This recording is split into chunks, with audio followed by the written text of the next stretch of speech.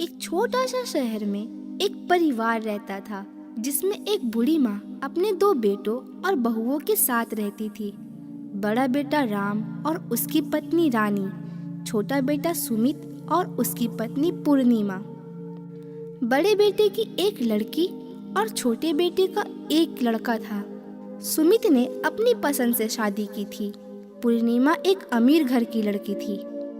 सुमित शादी से पहले कुछ खास काम नहीं करता था, तो शादी के बाद पूर्णिमा के पिता ने सुमित को एक कपड़े की दुकान बनवा कर दिया था, जो अच्छा ही चल रहा था।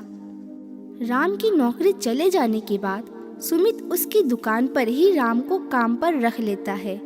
इसलिए घर में छोटी बहू पूर्णिमा की ही हुक्म चलती थी। हर छोटी बड़ी चीज पूर्णिमा की मन के मुताबिक होता था। रानी एक गरीब घर की लड़की थी। ऊपर से राम उसके पति के ही दुकान पर काम करते थे, इसलिए पूर्णिमा अपनी बड़ी दीदी से नौकरानी जैसा बर्ताव करती थी। उधर राम दिन रात दुकान पर मेहनत करता था। इधर रानी दिन भर घर का सारा काम करती थी। इस बात से राम और रानी दोनों ही दुखी और परेशान थे, पर कुछ किया भी तो नहीं जा सकता था, इसलिए दोनों सब चुपचाप सह लेते थे। ऐसे ही वक्त बीतता जा रहा था। एक दिन सुबह जब राम और सुमित दुकान जाने के लिए निकलने वाले थे, तब पूर्णिमा, मैं दुकान जा रहा हूँ। अरे थोड़ा रुक जाइए, टिफिन तो ले जाइए।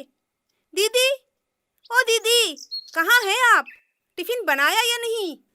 वो पूर्णिमा रात भर कमर के दर्द से सो नहीं पाई थी, इसलिए सुबह उठने में थोड़ी देर हो गई। अभी भी दर्द हो रहा है, तो जल्दी काम कर नहीं पा रही हूँ। अभी बना कर देती हूँ। बहाने बनाने की जरूरत नहीं है दीदी, मैं अच्छे से जानती हूँ आपकी तबीयत हमेशा काम के वक्त ही खराब हो जाती है। चलिए जाकर जल्दी से टिफिन तैयार कर दीजिए। रानी जल्दी जल्दी टिफिन तैयार कर देती है और दोनों भाई टिफिन लेकर दुकान चले जाते हैं। रानी की कमर में तब भी बहुत दर्द हो रहा था, इसलिए वो थोड़ा आराम करने जा रही थी, मगर पूर्णिमा ये देख कहती है, अरे दीदी, आप कहाँ जा रही है? हमारे लिए नाश्ता कौन बनाएगा? रानी तब सबके लिए नाश्ता बनाकर टेबल पर लगा देती है। पूर्णिमा और उसका बेटा फौरन पूरा नाश्ता सवाचट कर देते हैं और रानी की बेटी को कुछ भी नहीं मिलता, तो वो अपनी माँ के पास जाकर कहती है, मम्मी, मुझे भूख लगी है। टेबल पर खाने के लिए कुछ भी नहीं है। बेटा, तुम थोड़ा रुक जाओ, मैं कुछ बना कर देती हूँ। ये सब बात चल ही रही थी, तब पूर्णिमा वहाँ आ जाती है और कहती है, कितनी बार नाश्ता बनेगा? दिन भर तो खाती ही रहती है ये लड़की। कोई जरूरत नहीं और नाश्ता बनाने की। फ्रिज में जो भी कल का बचा हुआ है वो दे दो। और दीदी, इतना सारा काम पड़ा है, आप यहाँ क्यों समय बर्बाद कर रही है? जाइए पूरे घर को साफ करके पोंछ लीजिए। उसके बाद बर्तन और कपड़े भी तो धोना है, और दोपहर का खाना भी तो हम लोगों को समय पर चाहिए। वो पूर्णिमा, मेरी तबीयत बहुत खराब है। आज थोड़ा कम काम करने से नहीं चलेगा? उफ, रोज का ये बहाना।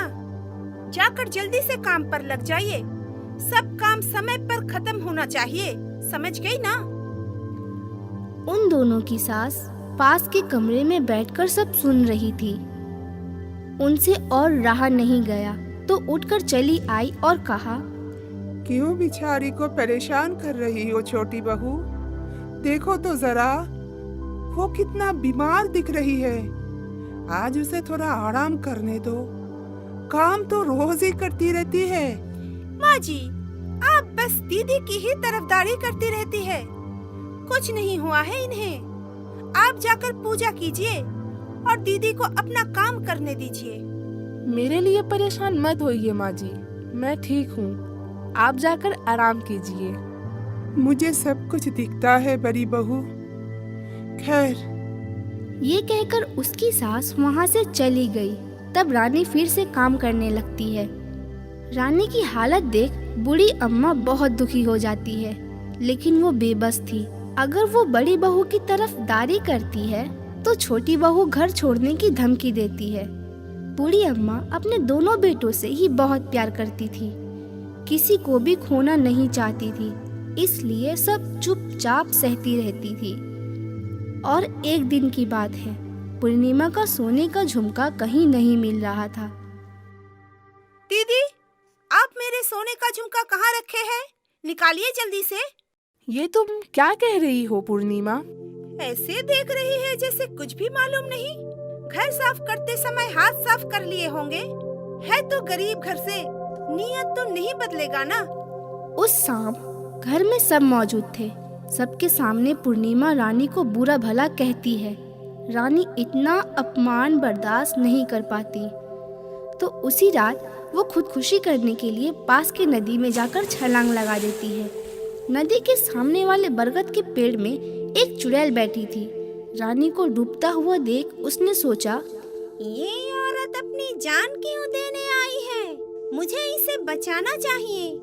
चुड़ैल पानी में कूदकर रानी को बचा लेती है। तुम तो चुड़ैल हो, तुमने मेरी जान बचाई। हाँ, मैं चुड़ैल हूँ, पर मैं किसी का नुकसान नहीं करती। लेकिन तुम खुद को मारना क्यों चाहती हो? तब रानी सारी बात उस चुड़ैल को बताती है। तुम्हारी हालत भी मेरी तरह ही है। मैंने भी जिंदगी से तंग आकर खुदकुशी कर ली थी, मगर तुम दुखी मत हो, मैं तुम्हारी मदद करूंगी। तुम घर जाओ, देखो अब मैं क्या करती हूँ। रानी घर चली आई। अगले दिन सुबह जब दरवाजे खटखटाने की आवाज आई, तब पूर्णिमा दरवाजा खोलकर देखी कि एक औरत खड़ी है। मैम साहब, मैं एक दुखी औरत हूँ। मेरा इस दुनिया में कोई नहीं है, मुझे काम पर रख लीजिए ना। नहीं नहीं, हमें कोई नौकरानी नहीं चाहिए। तुमको काम पर रखूंगी तो मेरी दीदी क्या करेगी? मैम साहब, तो फिर मैं सिर्फ आपका सारा काम करूंगी, साथ में हाथ पैर भी दबा दूंगी और सर की मालिश भी अच्छे से कर दूंगी। बदले में मुझे बस रहने के लिए थोड़ा सा जगह दे दीजिए और 2 वक्त का खाना। इतनी महंगाई में इतनी सस्ती नौकरानी पाकर पूर्णिमा खुश हो जाती है और उसे काम पर रख लेती है। तुम्हारा नाम क्या है? जी मेरा नाम चंपा है मैम साहब। ठीक है चंपा, तुम मेरे कपड़े प्रेस कर दो, मैं तब तक नहा कर आती हूँ। जी मैम साहब। तब रानी किचन में खाना बनाने चली जाती है। चंपा कुछ देर बाद किचन में जाकर उसे कहती है, दीदी हटो, मैं खाना बना देती हूँ। नहीं नहीं, तुम पूर्णिमा का काम करने आई हो, मैं ये सब कर लूंगी।